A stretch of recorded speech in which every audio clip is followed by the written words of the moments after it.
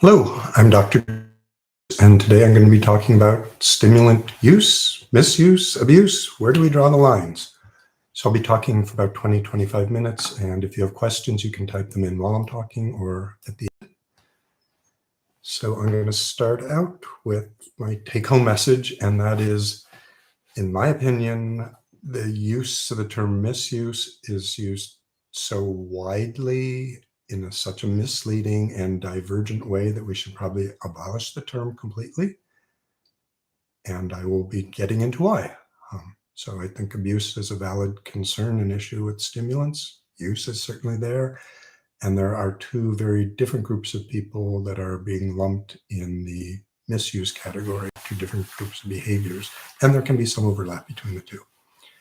So why I'm talking about it this week is that a few weeks ago, the FDA, which regulates, actually almost always results in a decrease in prescriptions for that substance.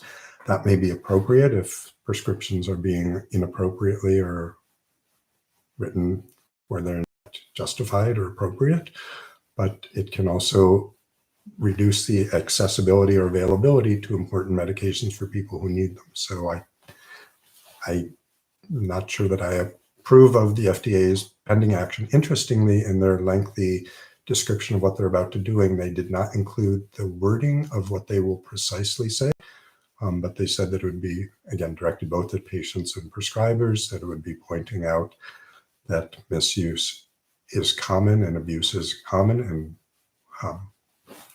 whether it's common or not, that's misuse certainly is, depending on how you define it.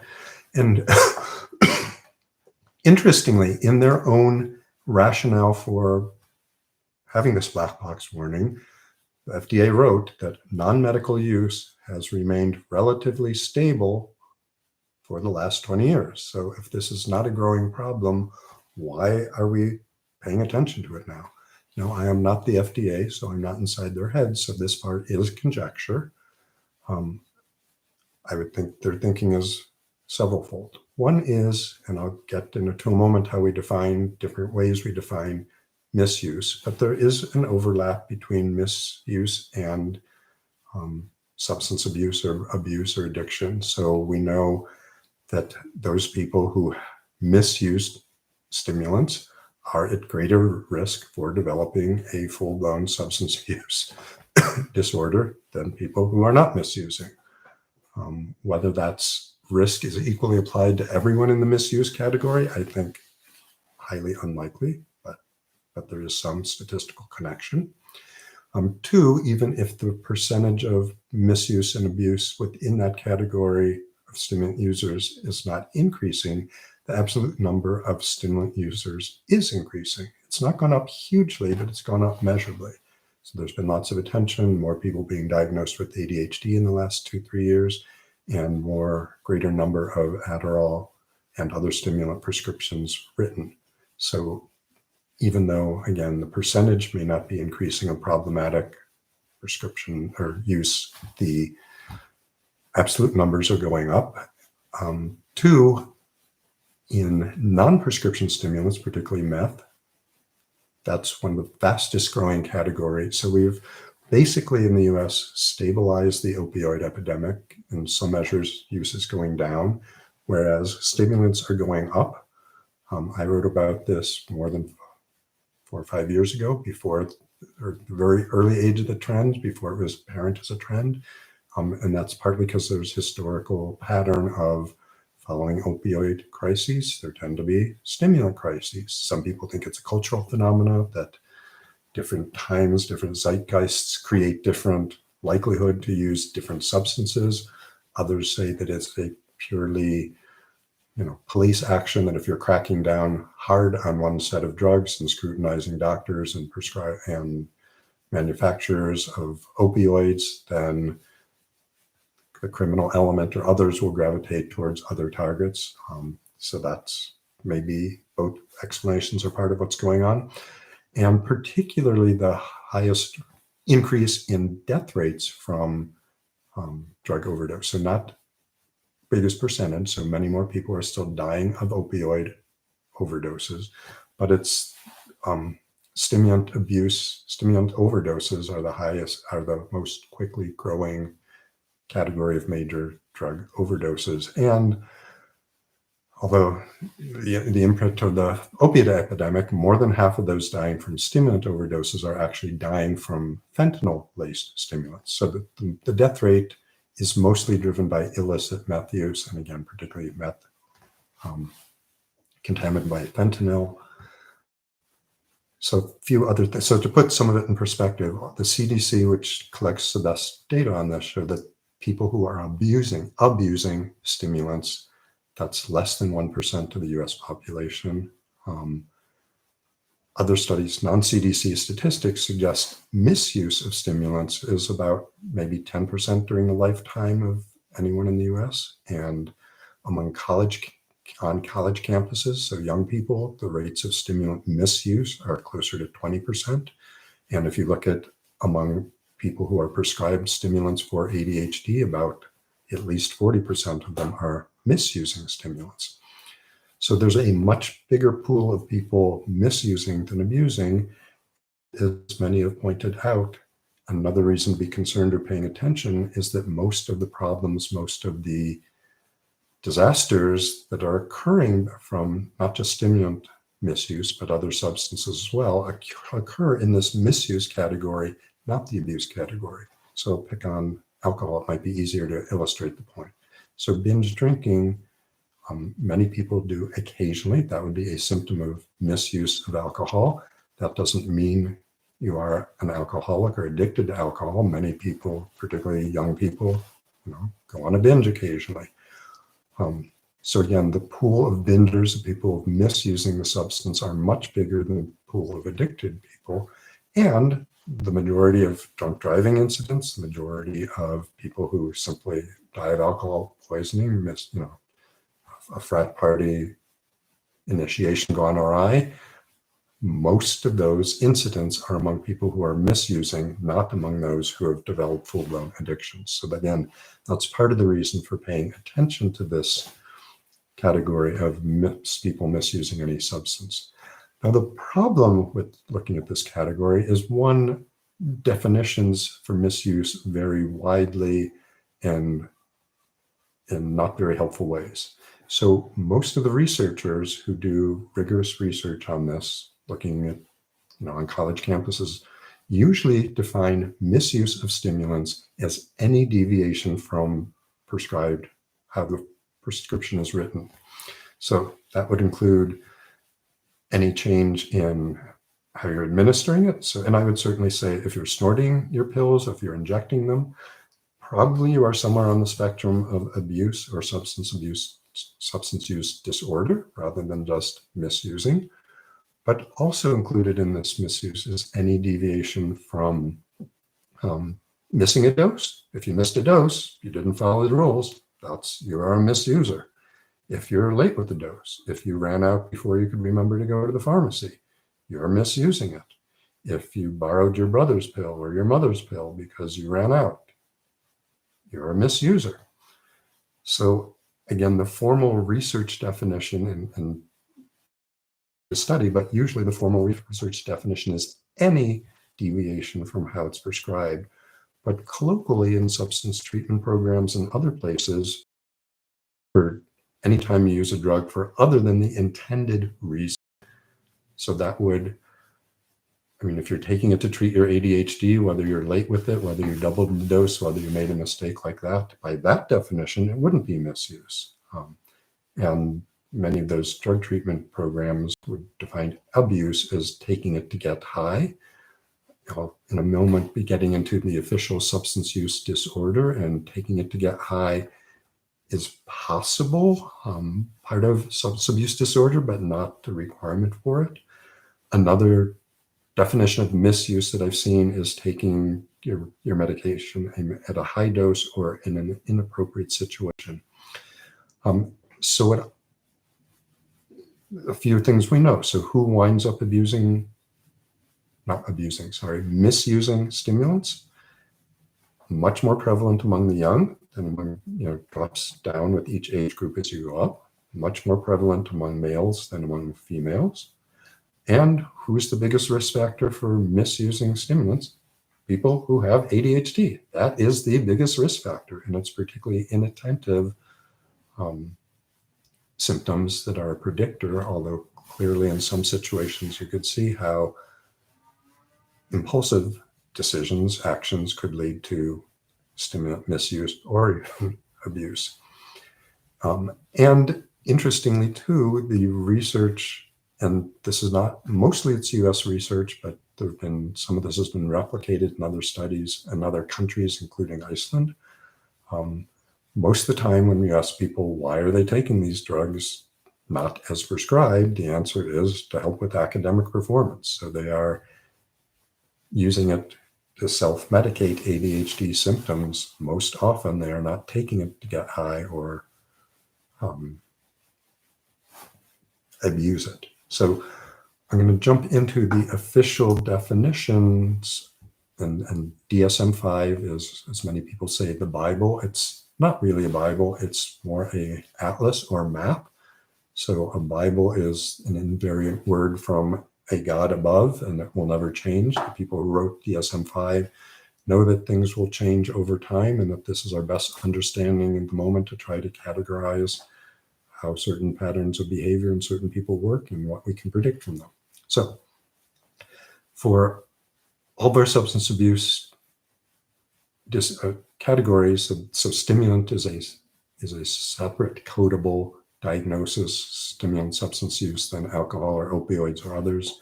But they're written very similarly, and there are 11, I don't have 11 fingers, but you can pretend, 11 possible symptoms, and you need to be displaying at least 2 of those within the last year to have a substance use, stimulant use disorder officially categorized in DSM-5. And within that, and the more symptoms you have, the more severe, so that the severity of your substance use disorder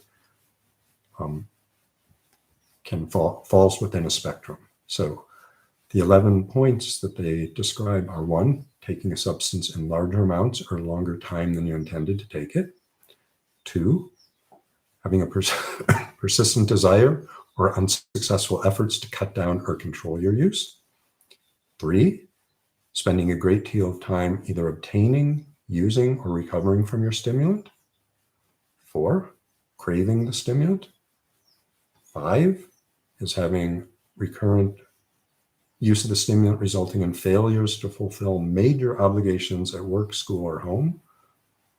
So a dysfunction category. Number 6, continued use despite persistent or recurrent social or interpersonal problems. So seeing that it's interfering with relationships and continuing to use it anyway. 7 is social, occupational, or recreational activities are reduced because of your use. So you're just avoiding engaging in life in other ways. That's a little different than point 5, which is you're actually failing to fulfill an obligation. Number 8 is that you're using in situations in which it's physically hazardous. So again, that could be you're using amounts of it that are posing a risk to you, or you are doing it in places you might be caught, burglarized, assaulted, or you're not aware of your surroundings or able to protect yourself. Number 9, you're continuing to use despite knowing that it's causing ongoing physical or psychological problems.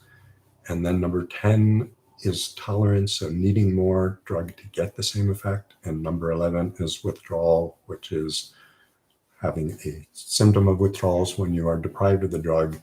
And they do specify that actually both number 10 and 11, tolerance and withdrawal, are normal physiologic responses, even if you're taking the medication as prescribed and as expected. So if you're taking it as directed, then tolerance in that situation or withdrawal are not criteria for a substance use disorder. But again, 2 of these 11 criteria in the last year, this is supposedly trying to cover both street illegal stimulants and substance abuse disorder of prescription stimulants as well. So this has been tested over time that seems to have some validity. It seems to represent people who are running into problems in their own life and running into problems problems in their own life, problems for society as well, because again, this is causing job failures, relationship failures. That's, to me, seems a reasonable criteria. And I would say that we should only look at misuse that is actually falling into all this already substance disuse pattern and categorizing it as a problem of substance use disorder, and all the other instances where people may not be taking their medication specifically as directed, we should be not throwing in a misuse category. So why I'm saying that is, if we look at the 9, I do have 9 fingers, 9 criteria in the DSM-5, 9 inattentive ADHD criterias, it's not just a few of them or 1 or 2 of them. Every single one of those basic inattentive criteria make it substantially more likely that someone with ADHD will not take their medications as directly, exactly, precisely prescribed. So I'm going to go through those.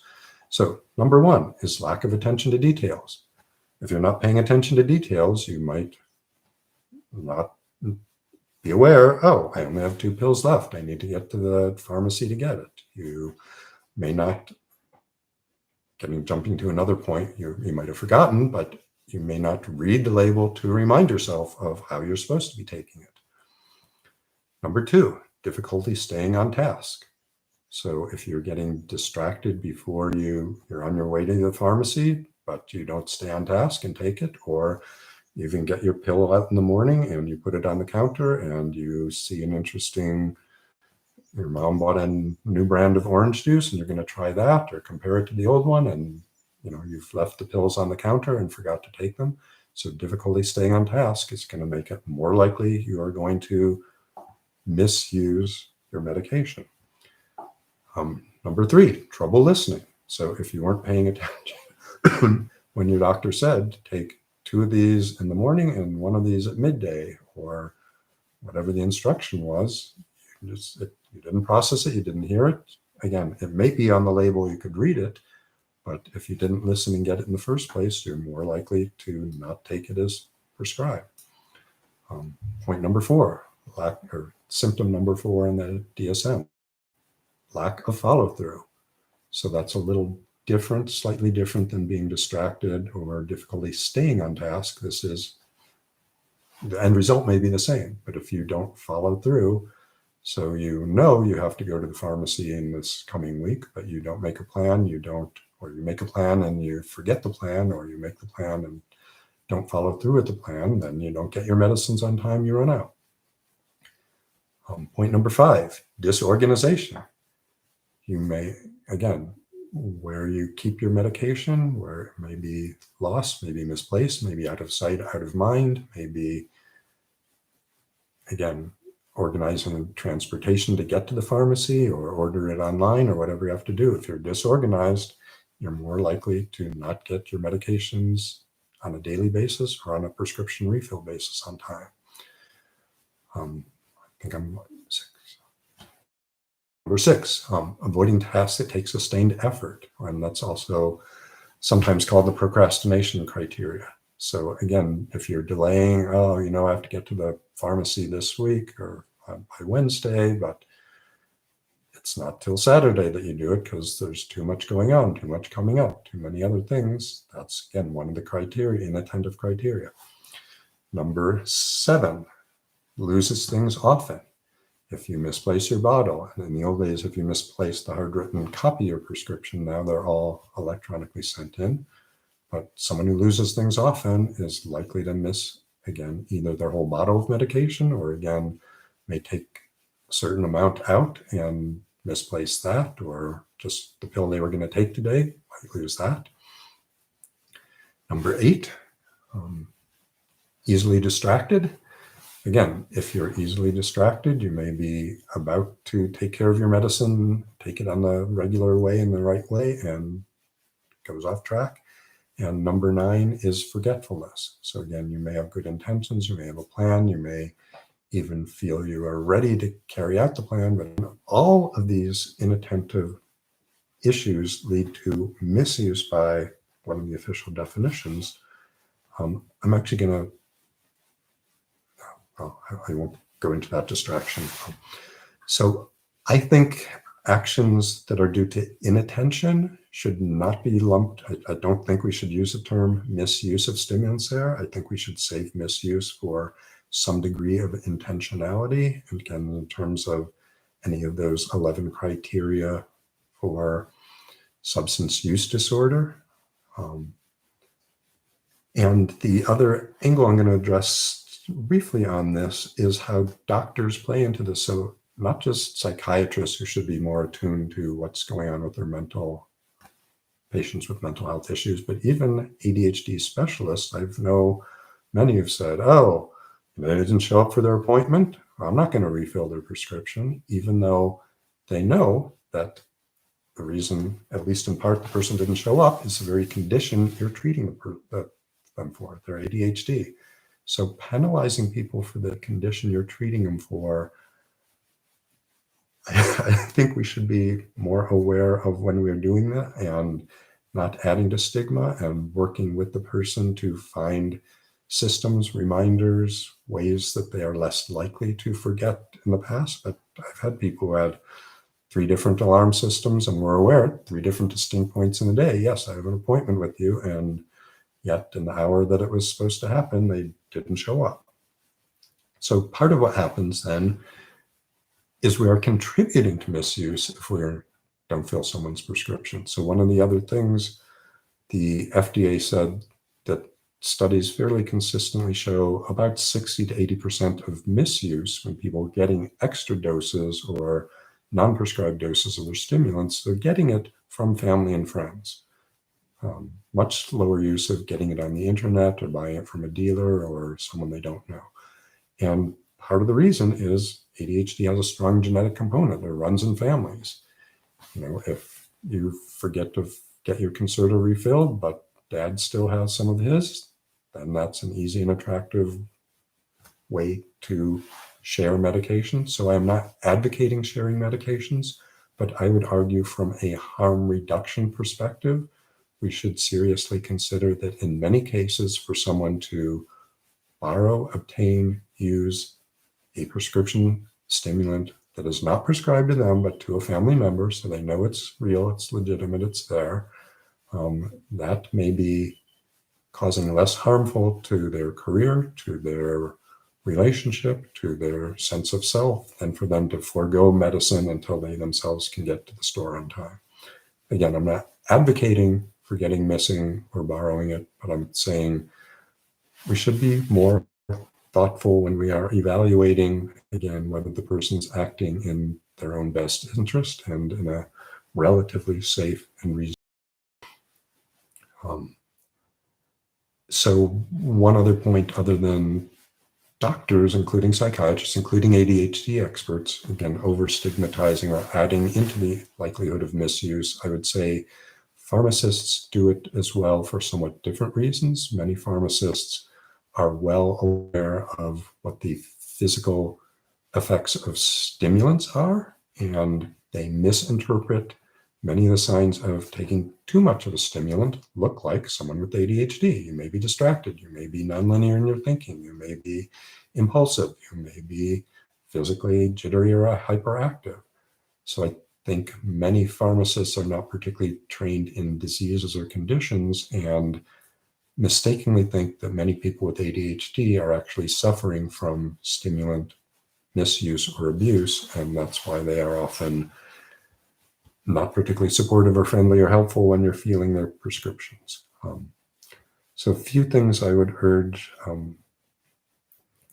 again, the doctors to think of things in terms of a harm reduction approach, whether it makes sense to fill a prescription when the patient missed or was late for an appointment. And I think clearly looking at patterns of behavior is probably more important than any single incident. I would say, some patterns like, are they snorting or injecting drugs? That absolutely warning, warning, danger, danger. that's a problem. But how about the patient who said, oh, I went on a trip and I left it in the hotel room? If they, that is likely to happen with someone. It can happen to anyone, but it's more likely with someone with ADHD. To me, it's reasonable at least once to refill the prescription. If, however, there's a pattern of month after month after month, forgetting it or misplacing it, or I'm going out of town on a trip, I need it filled 3 days early, but then the next month they're going on another trip out of town, they need it filled that doesn't make any sense, because you should still have, even if you filled the previous month early, then you should still have a buffer of 3 or 4 pills to carry you on to the next time. So looking at patterns of behavior, I think, is important. So I'd say, I think we should probably abolish, both in the research sense and the colloquial reporting, the term misuse, and we should be looking at behavior that fits on the substance use disorder category. And I see there's questions, so I'm going to start reading them and trying to answer them. So Smink just says, hello to everyone. I think Roger is, I'm either addicted or suffering. I can't take it as prescribed. The problem is I can't sleep. I get depressed, so I take a second one. I cannot manage to avoid this cycle. It's hard to tell if I'm better off on the meds or off, but I think on. And then Roger also commented on nice room, looks cozy. This is actually one of my daughter's bedrooms, who's back from college right now. So I've been borrowing it for months. You don't get to see the bed with clothes and toys on it. So my more important point with Roger would be to talk with your doctor about how you're actually using the prescription, because it's in your best interest, it's in the doctor's best interest if both of you know how you're actually using it and can discuss when it actually makes sense to take an extra dose, which, if it's sanctioned, would not be an extra dose. It would just be an appropriate additional dose. He also cites mood and sleep, and I would say the number one behavioral issue for getting help with ADHD is getting your sleep in order. And it's hard, it's challenging. There's genetic, there's behavioral, there's cognitive reasons that make it hard. Some of my videos touch on that, but I'm not a big fan of medications for sleep, but particularly for some people with ADHD, if that's enough to help regularize sleep patterns, that may be a net benefit. And the other thing I always say when I talk about sleep is we know it's not just the duration of sleep. It's not just 7-8 hours you need. It's the same 7 or 8 hours, because if you're used to sleeping from close to midnight to 8 a.m., and you try sleeping from 4 a.m. till noon the next day, it's not going to be restful. It's not going to be restorative. It's not going to be affecting you to the same amount, even though it was 8 hours. So Dennis pointed out that physicians are under increasing pressure from the DEA or further to cut back on prescribing these medications. So yes, I would agree. And I would also say that just today I was talking to a patient. She's been on the same dose of her ADD medicines for the 7 years I've been working with her. And the pharmacy today told her, and it was a new clerk, oh, when did you last see your prescriber? I've been out of state for the last year, out of California, still continuing with, I'm still licensed in California. There's absolutely no federal, state law or DEA ruling right now that says this is inappropriate. But the DEA had proposed some changes in prescribing, which they face so much pushback. They are not instituting them at this time.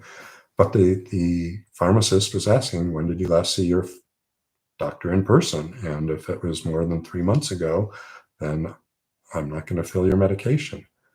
I mean, the pharmacies do have some discretion about filling medications if they think there's medically contraindicated or other problem, but this is a complete misunderstanding of a proposed law, but even the proposed DEA rule would have said, if I've seen this patient once in her lifetime, then I can continue prescribing indefinitely controlled substances.